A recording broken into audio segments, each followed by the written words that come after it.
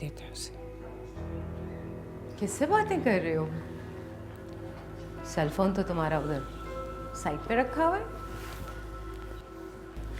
नहीं, कुछ खास नहीं, ऐसे ही। ऐसे ही? बेटा, अगर कोई बात हुई है तो तुम मुझे बता सकती हो।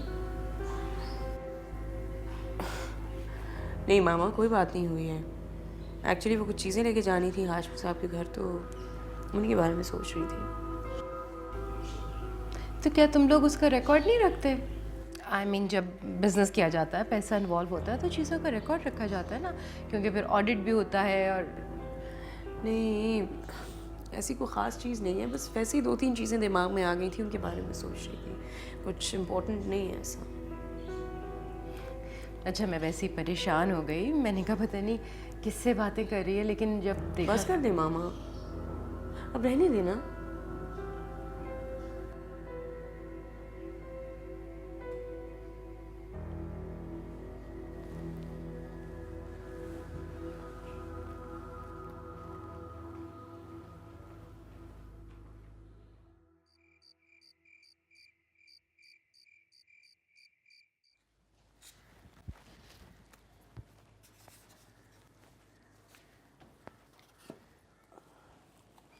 तौसीफ,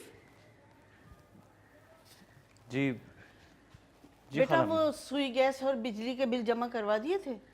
जी खाला अम्मी, मैंने बिल जमा करवा दिए हैं।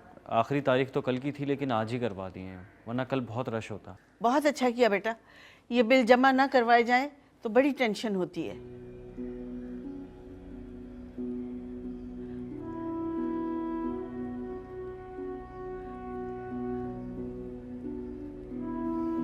कोई परेशानी है क्या? नहीं, कोई परेशानी नहीं है। अच्छा,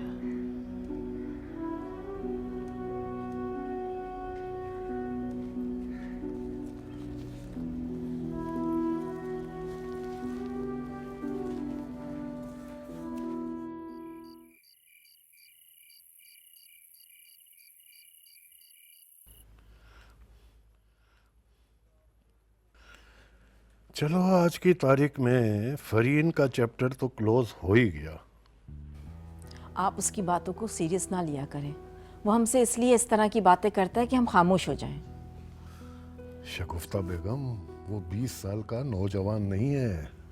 वो इतना मैच्योर है कि जो भी बात करता है संजीदगी से और सोच समझ कर करता है। अगर उसे कोई लड़की पसंद आ गई होगी तो वो हमसे खुद बात करेगा ना। हो सकता है 2-4 दिन में वो खुद हमसे बात करता। वो तो हमने जिक्र किया तो उसने जवाब दे दिया। वैसे तो हमने फरीन का सोचा था तलाल के लिए, लेकिन हम तलाल को फोर्स नहीं करेंगे। तलाल को जो भी लड़की पसंद आएगी हम उसे कबूल कर लेंगे। चलो, वो तो ठीक है, लेकिन पता तो करो कौन लड़की है, किस खानदान से है, क्या स्टेटस है। हाँ, मैं उससे बात करूंगी। क्या बात करोगी? भाई, यही बात करूंगी कि अगर तुम्हें कोई लड़की पसंद आ गई तो देर क्यों कर रहे हो। नहीं, मेरे ख्याल में अब हमें उससे कोई बात करने की जरूरत नहीं है। अगर वो सीरियस है तो खुद हमसे बात करेगा, बस। ये भी ठीक है।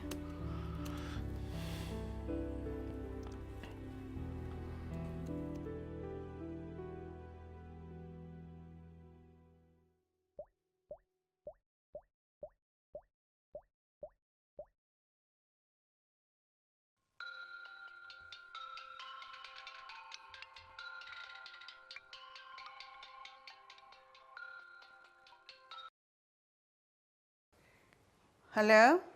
तहमीना, मैं सबा बोल रही हूँ। अरे, मुझे हैरत भी हो रही है और खुशी भी। इतने दिनों बाद मेरी याद कैसे आ गई? अरे, मैं तुम्हें भूली कब थी। अच्छे हमसाए तो हमेशा याद रहते हैं। सबा, जो घर तुम छोड़कर गई थी आज तक उसमें किराएदार ही रहते हैं। मकान मालिक का तो हमें पता ही नहीं कि वो कहाँ है, किधर।